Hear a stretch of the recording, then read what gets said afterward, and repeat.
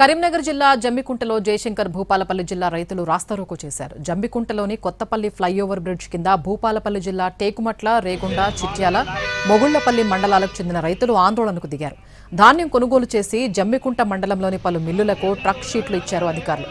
అయితే ధాన్యం తీసుకువెళ్లిన తర్వాత తమ మిల్లుల్లో ధాన్యం నిల్వ ఉందంటూ దిగుమతి చేసుకోలేదు మిల్లర్లు. దీంతో రోడ్డుపై బైఠాయించారు అన్నదాతలు.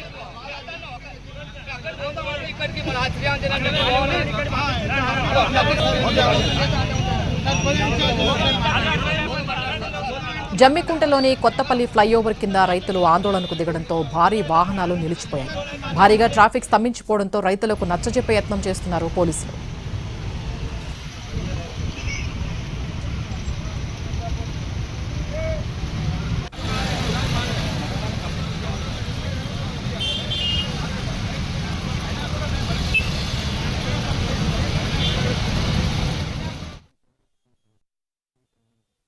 అవుతుంది అని పంపించి ట్రక్తో సహా ఇక్కడ రాసి పంపించారు సార్.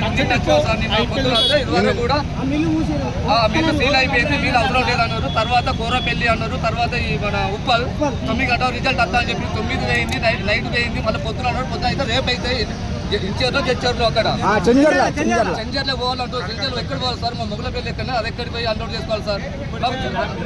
ఇప్పటికే 4 రోజులు ఇబ్బంది అవుతుంది సార్. అన్నం తిండిలే దోమలు చచ్చిపోతున్నాం సార్. మళ్ళీ ఇంకోటి బండికి మన వెహికల్ ఛార్జ్ పడుతుంది సార్, కిరాయి పడుతుంది సంతులు కిరాయి.